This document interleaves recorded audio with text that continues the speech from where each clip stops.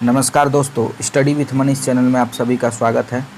आज हम लोग शुरू करते हैं क्लास 10th का फर्स्ट चैप्टर केमिस्ट्री का रासायनिक अभिक्रिया एवं समीकरण। तो हम लोग इस चैप्टर को धीरे धीरे जो है लाइन बाय लाइन, ये आपका जो है भारतीय भवन पब्लिकेशन का ये बुक है और इसको आप लोग जो है आराम से उल्टा के पढ़ सकते हैं। और जो है इस पर हम लोग देखेंगे, इसका जो है ना लाइन बाय लाइन हम लोग जो है पढ़ने का काम करेंगे। चलिए देखते हैं रासायनिक अभिक्रिया और समीकरण क्या होता है। ये हमारे दैनिक जीवन में प्रत्येक क्षण कुछ न कुछ क्या होता है, परिवर्तन होते रहता है।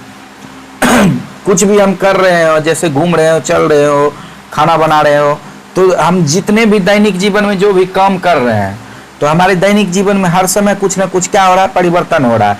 दही आप लोग खाते होंगे, जैसे दूध से दही का बनना, तो ये क्या हो गया, दूध से दही का बनना। या फिर आपका जो है दूध का फटना, या फिर आर्द्र वायु। आर्द्र वायु उसको कहते हैं जैसे खुले में छोड़ देंगे नमी वाले जगह पे लोहे के सामान को, तो उसमें क्या होता है, जंग लग जाता है। तो वही लोहे में जंग लगना, चावल से भात का बनना, हमारे शरीर में भोजन का पचना आदि ऐसे परिवर्तन है जिसमें मूल पदार्थ अपने गुण एवं पहचान को क्या करता है, खो देता है। मतलब क्या हुआ कि इन सारे चीज में, जैसे दूध हुआ, तो दूध से जब दही बनता है तो क्या होता है, दूध का मूल जो उसका नेचर होता है वो खत्म हो जाता है। दही जैसे दूध का नेचर है मीठा और दही बनता है तो वो खट्टा हो जाता है। तो मतलब ये हुआ कि वो अपना मूल जो है नेचर खो देता है और दूसरा नेचर वो ले लेता है। तो मूल पदार्थ में रासायनिक अभिक्रिया के फलस्वरूप रासायनिक परिवर्तन होते हैं। और क्लास 9 में ये जानकारी हम लोग प्राप्त कर चुके हैं कि क्या होता है। और हम लोग जानते हैं कि रासायनिक अभिक्रिया क्या होता है। तो जैसे देखिए, जब कोई पदार्थ अकेले या किसी अन्य पदार्थ के साथ क्या कर रहा है, जब कोई पदार्थ अकेले या किसी अन्य पदार्थ के साथ, देखिए इसको जो है आपको नोट कर लेना है। कोई अगर पूछे रासायनिक अभिक्रिया क्या होता है, बोर्ड एग्जाम में अगर आ जाए व्हाट इज रासायनिक अभिक्रिया या फिर व्हाट इज केमिकल रिएक्शन, तो रासायनिक अभिक्रिया वो है जब कोई पदार्थ अकेले, जब कोई पदार्थ क्या कर रहा है, अकेले या किसी अन्य पदार्थ से क्रिया करके एक या अधिक भिन्न गुण वाले नए पदार्थ का निर्माण करता है, वही प्रक्रिया क्या कहलाती है, रासायनिक अभिक्रिया कहलाती है। जैसे आप देख सकते हैं यहाँ एग्जाम्पल में कि हाइड्रोजन और क्लोरीन, ये हाइड्रोजन और क्लोरीन क्या कर रहा है, दोनों रिएक्शन कर रहा है, हाइड्रोजन और क्लोरीन। तो जब कोई पदार्थ अकेले या किसी अन्य पदार्थ के साथ, ये अकेले नहीं है, ये दूसरे पदार्थ के साथ, हाइड्रोजन किसके साथ कर रहा है, रिएक्शन अभिक्रिया कर रहा है क्लोरीन के साथ, और ये अभिक्रिया करके एक नया पदार्थ बना रहा है, हाइड्रोजन क्लोराइड। तो क्या हो गया, इसी को क्या कहेंगे हम लोग, रासायनिक अभिक्रिया कहेंगे। और इसमें देखिए, अब रासायनिक अभिक्रिया में 2-3 चीज होता है। एक होता है आपका अभिकारक, एक होता है क्या, आपका प्रोडक्ट, जिसको प्रतिफल कहते हैं। तो अभिकारक उसको कहेंगे कि रासायनिक अभिक्रिया में जो जो पदार्थ क्या होगा, भाग लेगा, तो उसी को हम लोग क्या कहेंगे, अभिकारक कहेंगे। मतलब कि क्या हो गया, आपका अभिक्रिया में जो भाग ले रहा है वो क्या हो गया, आपका अभिकारक हो गया, जिसको रिएक्टेंट भी कहते हैं। जैसे हाइड्रोजन हो गया और क्लोरीन हो गया, ये दोनों क्या है, अभिकारक हो गया। और रासायनिक अभिक्रिया के फलस्वरूप भाग जो भी पदार्थ लिया, उसके फलस्वरूप जो नया एक पदार्थ को, नया एक पदार्थ का क्या किया, निर्माण किया। जैसे हाइड्रोजन क्लोराइड का निर्माण कर रहा है, तो ये आपका क्या हो गया, इसी को हम लोग प्रतिफल कहेंगे। तो जैसे आ जाएगा लिखने के लिए कि रासायनिक अभिक्रिया में अभिकारक किसे कहते हैं या प्रतिफल किसे कहते हैं, तो आप लोग आराम से लिख सकते हैं कि आपका अभिकारक वो हो गया कि जो जो रासायनिक अभिक्रिया में भाग ले रहा है पदार्थ, वो अभिकारक हो गया। और जो भाग लेने के उपरांत जो पदार्थ बना, नया पदार्थ, वो प्रतिफल हो गया। चलिए नेक्स्ट देखते हैं हम लोग। जैसे यहाँ है CaCO3, मतलब कैल्शियम कार्बोनेट। यहाँ देखिए ये जो है यहाँ टूट रहा है, कैल्शियम कार्बोनेट टूट के 2 पदार्थ बना रहा है। इसमें अभिकारक क्या हो जाएगा आपका, इसमें अभिकारक होगा कैल्शियम कार्बोनेट, और ये आपका हो गया आपका कैल्शियम ऑक्साइड और कार्बन डाइऑक्साइड, ये दोनों क्या हो जाएगा, इसमें प्रोडक्ट हो जाएगा। इसमें अभिकारक का काम ये कर रहा है और प्रोडक्ट का काम ये दोनों कर रहा है। समझ में आ गया आपको। चलिए आगे बढ़ते हैं, रासायनिक अभिक्रिया की क्रिया विधि। चलिए इसको पढ़ लेते हैं। किसी भी रासायनिक अभिक्रिया में अभिकारकों के अणु पहले टूटकर परमाणुओं में परिवर्तित होता है। मतलब देखिए जैसे CaCO3 का क्या हो रहा है, इसका टूट रहा है और कैल्शियम ऑक्साइड और कार्बन डाइऑक्साइड में बदल रहा है। फिर ये परमाणु आपस में पुनर्संगठित होकर प्रतिफल के अणु बनाते हैं। इन प्रक्रियाओं में अभिकारकों अणुओं के परमाणुओं के बीच के बंधन टूटते हैं। तो ये लोग ये चीज आप लोग समझ गए होंगे। अभिक्रिया के फलस्वरूप परमाणुओं के बीच नए बंधन बनते हैं, जिससे प्रतिफल के अणुओं का निर्माण होता है। चलिए अब चलते हैं हम लोग मेन पॉइंट पे। ये आपका बोर्ड एग्जाम में आने वाला एकदम नेसेसरी क्वेश्चन है, अक्सर ये एग्जाम में पूछा जाता है, इसको नोट कर ही लेंगे आप लोग। और अपना कॉपी खोल के बैठे, जो भी हम लाइन मार रहे हैं उसको जो है आपको नोट करना है, वो आपको कॉपी में नोट करते जाना। चलिए, रासायनिक अभिक्रिया की विशेषता है, इसको नोट करना है आपको कॉपी में। किसी रासायनिक अभिक्रिया की मुख्य विशेषता निम्नलिखित है। जैसे फर्स्ट हो गया आपका गैस की उत्पत्ति, ये आपको नोट करना है कि क्या क्या विशेषता है रासायनिक अभिक्रिया। रासायनिक अभिक्रिया आपके फलस्वरूप क्या क्या हो सकता है। पहला हो सकता है आपका गैस का उत्पत्ति। जैसे कुछ रासायनिक अभिक्रिया ऐसी है जिनमें कोई गैस उत्पन्न होती है, मतलब रासायनिक अभिक्रिया जब होगी तो कोई ना कोई गैस उत्पन्न होगा। जैसे दानेदार जस्ता की अभिक्रिया जब तनु हाइड्रोक्लोरिक अम्ल के साथ, जैसे ZN, इसका जो है रिएक्शन किसके साथ कराया जा रहा है, HCl के साथ। तनु हाइड्रोक्लोरिक अम्ल मीन्स एक्वस, AQ इसको लिख सकते हैं। या तनु सल्फ्यूरिक अम्ल के साथ कराने पर क्या होता है, हाइड्रोजन गैस उत्पन्न होता है। ये दोनों जब रिएक्शन होता है तो इसके फलस्वरूप कौन सा गैस उत्पन्न होता है, हाइड्रोजन गैस। बाद में जो ये गैस उत्पन्न होता है ना, ये हाइड्रोजन गैस उत्पन्न होता है। समझ में आ गया। उसके बाद देखिए, एक परख नली में जब थोड़ा सोडियम कार्बोनेट लेकर उसमें तनु HCl, चलिए NaCO3 लेकर उसमें क्या डाला जाता है, फिर उसमें HCl डाला जाता है, एक्वस वाला, ठीक है। तो इसको जब डाला जाता है तो इसमें भी क्या होता है, गैस उत्पन्न होता है। समझ में आ गया। ये आपका था फर्स्ट नंबर की गैस की उत्पत्ति होती है किसी भी रासायनिक अभिक्रिया में, गैस की उत्पत्ति। नंबर 2 है अवक्षेप का बनना। अवक्षेप का बनना का मतलब हुआ आपका कि एक तरह से, जैसे आप लोग देखे होंगे कि अगर मिट्टी और वाटर को मिलाइएगा तो थोड़ा देर उसको मिला के छोड़ देने के बाद मिट्टी जो है नीचे बैठ जाता है, उसी तरह से अवक्षेप होता है। अवक्षेप एक ठोस पदार्थ है जो रासायनिक अभिक्रिया के फलस्वरूप विलयन में से पृथक हो जाता है, मतलब सॉल्यूशन में से अलग हो जाता है। तो उसी को क्या कहते हैं, अवक्षेप को बनना कहते हैं।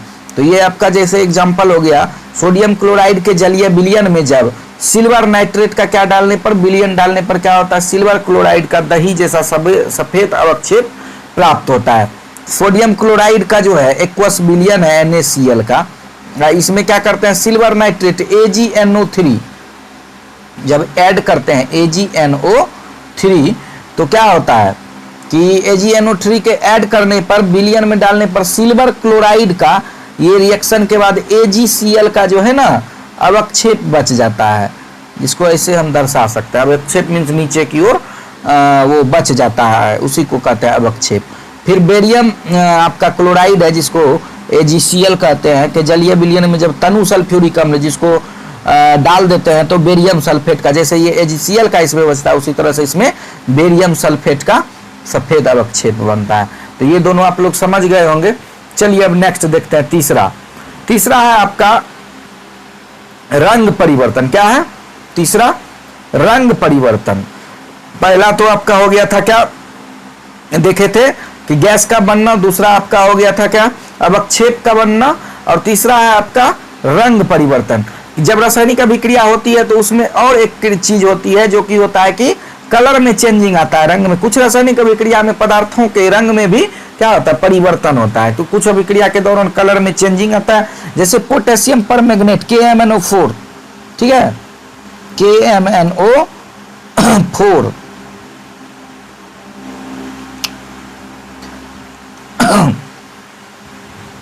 चूंकि मैं पेन ऑर्डर किया हूं, अभी तक आया नहीं है, इसलिए मैं अपने फिंगर से ही लिख रहा हूं, इसलिए ठीक से नहीं लिख पा रहा है कभी कभी।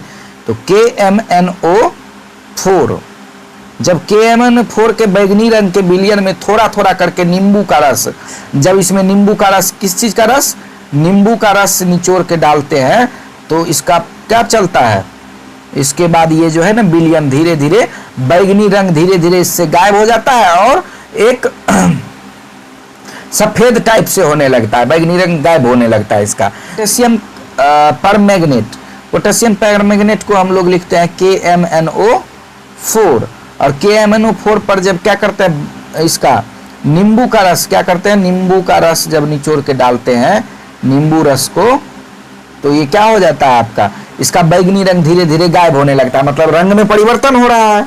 उसी तरह से पोटेशियम डाइक्रोमेट के अम्लीय विलयन का रंग जब नारंगी होता है और इसमें सल्फर डाइऑक्साइड गैस प्रवाहित की जाती है, तो ये भी विलयन का रंग नारंगी से क्या होने लगता है, हरा होने लगता है। मतलब यहाँ भी रंग का क्या हो रहा है, परिवर्तन हो रहा है। इसी को कहते हैं रंग परिवर्तन, मतलब रासायनिक अभिक्रिया के दौरान क्या क्या होता है, रंग परिवर्तन होता है।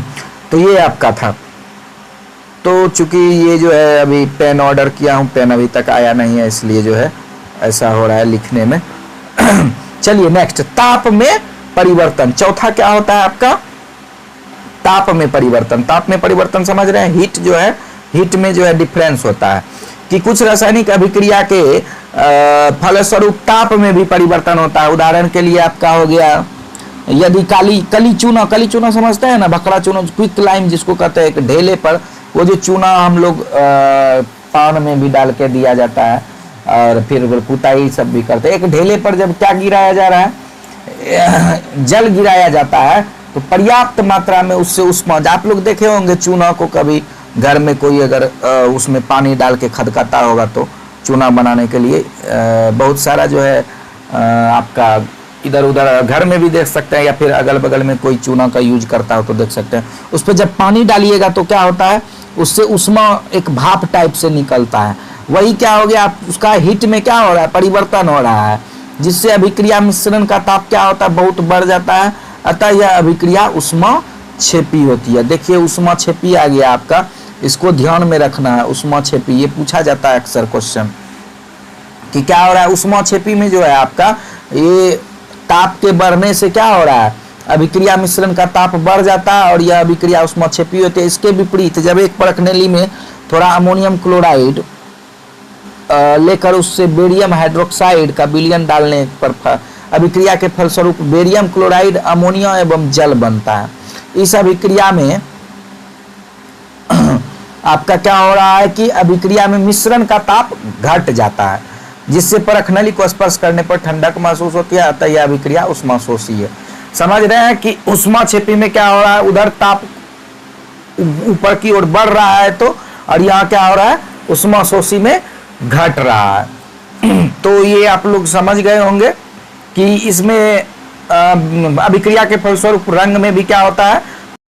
अगर थोड़ा उष्मा छेपी पे हम नजर डालते हैं तो इसको ऐसे भी डिफाइन कर सकते हैं, आप लोग लिख सकते हैं कि जिससे उष्मा का क्या होता है, उत्सर्जन होता है। समझ में आ गया, जिससे उष्मा का क्या होता है, उत्सर्जन होता है। जिससे उष्मा का उत्सर्जन होता है, लिख सकते हैं आप लोग सिंपली, इसको उत्सर्जन होता है, उसको क्या कहेंगे, उष्मा छेपी। ठीक है, उसको कहेंगे उष्मा छेपी, उष्मा छेपी। आप लोग लिख सकते हैं इसको कि जिससे उष्मा का उत्सर्जन होता है। नाम से ही उष्मा छेपी मीन्स उष्मा निकलना, और उष्मा शोषी मीन्स उष्मा लेना। ठीक है, वो उष्मा निकल रहा है तो उष्मा छेपी हो गया। और जिससे उष्मा को क्या किया जाता है, जिसमें उष्मा को ग्रहण किया जाता है, उसी को कहेंगे उष्मा शोषी। तो ये दोनों चीज आप लोग समझ गए होंगे। चलिए नेक्स्ट देखते हैं, अवस्था में परिवर्तन। क्या हो रहा है यहाँ, नेक्स्ट है अवस्था में परिवर्तन। तो ये अभिक्रिया के दौरान अवस्था में भी क्या होता है, परिवर्तन होता है। कुछ रासायनिक अभिक्रिया के फलस्वरूप पदार्थों की अवस्था में परिवर्तन होता है। उदाहरण के लिए जैसे मोमबत्ती को जलाने पर क्या होता है, मोम का कुछ भाग द्रवित होकर नीचे गिर जाता है और कुछ भाग वाष्पित होकर ऊपर चला जाता है। तो दोनों में क्या हो रहा है, मोमबत्ती का अवस्था में परिवर्तन हो गया। मोमबत्ती के जलने पर ठोस मोम द्रव और गैस में परिवर्तन हो रहा है, और मोमबत्ती का मोम जलकर क्या कर रहा है, कार्बन डाइऑक्साइड गैस और जल में परिवर्तन हो रहा है। तो ये था आपका रासायनिक अभिक्रिया के फलस्वरूप क्या क्या होता है। नेक्स्ट है आपका रासायनिक समीकरण, इसको देख लीजिए, रासायनिक समीकरण। तो ये आपका जो है किसी रासायनिक अभिक्रिया में भाग लेने वाले पदार्थों को जो है संकेत एवं सूत्र की सहायता से उस अभिक्रिया का संक्षिप्त निरूपण ही रासायनिक समीकरण कहलाता है। जैसे H2 + Cl2 है और ये बन रहा है 2HCl। तो इसमें देखिए कि ये हाइड्रोजन का शॉर्ट फॉर्म है H2, मतलब कि ये संक्षेप में इसको सूत्र के द्वारा, फार्मूला के द्वारा लिखा गया है, संकेत दिया गया। हाइड्रोजन का संकेत होता है H, क्लोरीन का होता है Cl, और इसका जो यहाँ बना आपका अभिक्रिया के फलस्वरूप ये हाइड्रोजन क्लोराइड का फार्मूला यही होता है HCl। तो ये कह रहा है किसी रासायनिक अभिक्रिया में भाग लेने वाले पदार्थों को, जब पदार्थ है H2 और Cl2, तो इसको जब संकेत और सूत्र के द्वारा क्या किया जाता है, निरूपित किया जाता है, उसी को रासायनिक समीकरण कहते हैं। तो ये आपका था रासायनिक समीकरण। और चलिए नेक्स्ट देखते हैं आपका रासायनिक समीकरण लिखने के कुछ नियम है। अरे भाई, तो इसको तो आराम से आप लोग लिख सकते हैं कि क्या कैसे लिखना है। तो कोई भी अगर हम लिखते हैं तो सबसे पहले जैसे लिख लेते हैं यही H2 + Cl2, तो 2HCl। चलिए इसमें क्या हो रहा है कि अभिकारक जो है आपका H2 + Cl2 2HCl। इसमें देखिए अभिकारक अभिक्रिया में जो है अभिकारक को उनके संकेत या अनुसूत्र के पदों के द्वारा बाईं ओर लिखते हैं। देखिए लिख रहे हैं कि ना, अभिकारक को H2 और Cl2 को बाईं ओर, और अभिकारक के सूत्रों के बीच धन चिन्ह देते हैं। ये हुआ प्लस का जो चिन्ह दिए, धन चिन्ह दे दिए। और बताइए, और नेक्स्ट देखिए, अभिक्रिया के प्रतिफलों को उनके संकेतों या अनुसूत्रों के पदों में समीकरण के दाईं ओर है, देखिए दाईं ओर लिख दिए। अब प्रतिफलों के सूत्रों के मध्य चिन्ह में क्या दिया जाता है, प्लस। अगर दो ठो प्रतिफल बनता तो इसके बीच में अगर कोई और प्रोडक्ट बनता यहाँ, तो उसके बीच में भी क्या देते, ये देते, प्लस देते, धन चिन्ह देते। उसके बाद आपका है कि अभिक्रिया और प्रतिफलों को जो है, अभिक्रिया और प्रतिफलों को एक तीर चिन्ह के द्वारा अलग अलग प्रदर्शित किया जाता है। तो हम लोग किए ही थे H2, जैसे यहाँ देखिए है ना, ये अभिकारक दोनों हो गया, और इसके बीच में जो है एक एरो का क्या दिए, एरो दे दिए। तो इसको प्रदर्शित करते हैं एरो से, तीर के सहायता से। इस रासायनिक समीकरण में A और B अभिकारक है, जबकि C और D क्या है, प्रोडक्ट है।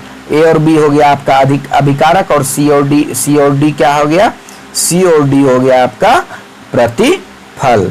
तो ये आप लोग यहाँ तक समझ गए होंगे। चलिए इसका आगे वाला पार्ट नेक्स्ट वीडियो में देखते हैं।